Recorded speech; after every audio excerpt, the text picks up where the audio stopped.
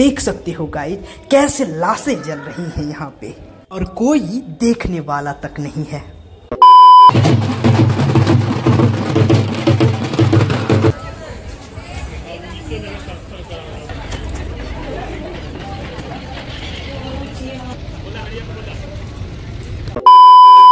And welcome to my new blog guys.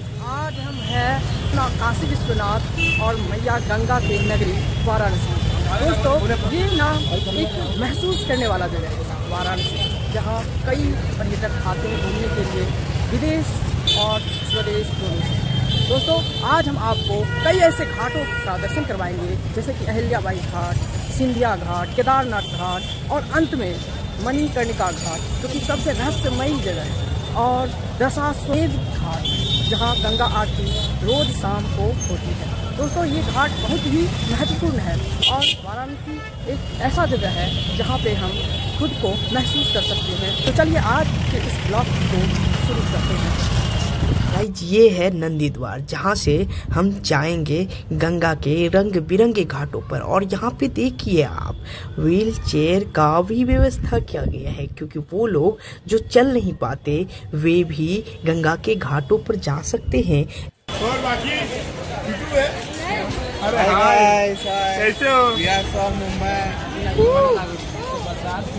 तो ये है गाइस वाराणसी का दशाश्वमेध घाट, जहाँ जो कि गंगा आरती के लिए प्रसिद्ध है। चलिए आज आपको नजदीक से दर्शन करवाते हैं।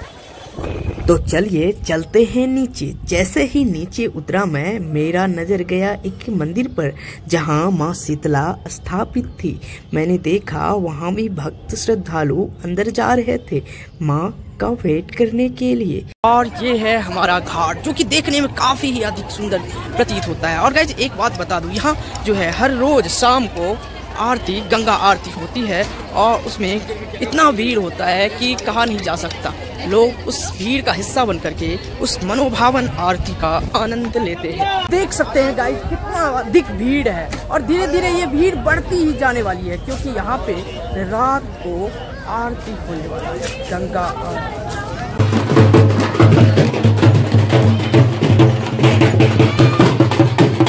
हर कोई अपने आप में मगन था और मेरा मन भी खुशियों से नाच रहा था। फिर मैं गया दूसरे घाट पर जिसका नाम चेत सिंह घाट था, जहाँ पर मेरे बजरंगबली सोए हुए अवस्था में विराजमान थे। मैंने उन्हें प्रणाम किया और दूसरे घाट की ओर चला तो देखा वो घाट का नाम शिवाला घाट था। फिर मैं दूसरे घाट की ओर बढ़ा जिसका नाम गुलरिया घाट था। फिर भी मेरा मन नहीं भरा और मैंने ऐसे कई घाटों पर दर्शन किए जिसका वर्णन अगर करूं तो वीडियो खत्म ही नहीं होंगे। गाइस ये है केदार घाट, जिसमें कि श्री गौरी केदारेश्वर मंदिर है। हम इसके अंदर अभी प्रवेश करेंगे, तो बने रहिए हमारे साथ। चलिए इसके अंदर चलते हैं। गाइस चलते चलते मेरे पैर तो थक गए थे, मगर मेरे मन का जिज्ञासा खत्म ही नहीं हो रहा था। तो मैंने अपने मन की सुनी और चल पड़ा मंदिर के अंदर। जैसे ही मंदिर के अंदर पहुंचा तो पता चला कि इस मंदिर में आने से भक्तों के सारे पाप कष्ट मिट जाते हैं और कई तीर्थ करने का पुण्य मिलता है। तो ये है बाबा केदारेश्वर महादेव का मंदिर। अगर आप कभी आओ तो इनका दर्शन जरूर करना। तो चलिए चलते हैं अब दूसरे घाट की ओर, जिसका नाम है अहिल्याबाई घाट। दोस्तों अहिल्याबाई का वाराणसी में बहुत ही योगदान है। उन्होंने कई मंदिरों का निर्माण कराया और धर्मशालाओं का निर्माण कराया, जो कि आकर्षणों का केंद्र है। मैं दूसरे घाट की ओर बढ़ा जिसका नाम था सिंधिया घाट। और अंत में अब मैं उस जगह पे जा रहा हूँ जहाँ मानव शरीर के साथ साथ उनके काम, क्रोध, लोभ, मोह, माया सब का अंत हो जाता है।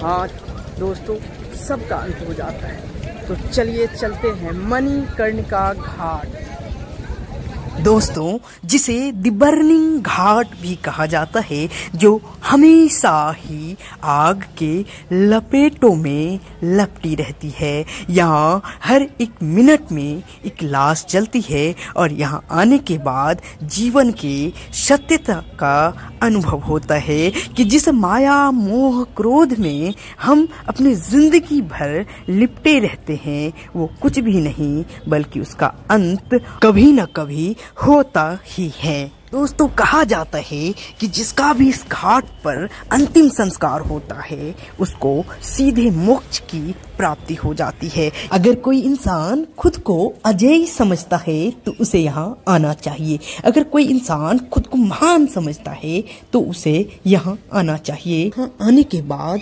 उनका ये भ्रम हमेशा हमेशा के लिए मिट जाएगा, क्योंकि जब तक आपके शरीर में श्वास है तब तक ये दुनिया आपका है और उसके जाते ही आप पराये हो जाते हो। देख सकते हो गाइस, कैसे लाशें जल रही हैं यहाँ पे और कोई देखने वाला तक नहीं है। तो गाइस, जितना हो सका हमने आपको घाटों का दर्शन करवाया। क्योंकि 80+ घाट है तो हर एक घाटों का दर्शन करवाना संभव नहीं। तो आज के लिए बस इतना ही, फिर मिलते हैं अगले ब्लॉग में। तो चलिए आज यही खत्म करते हैं।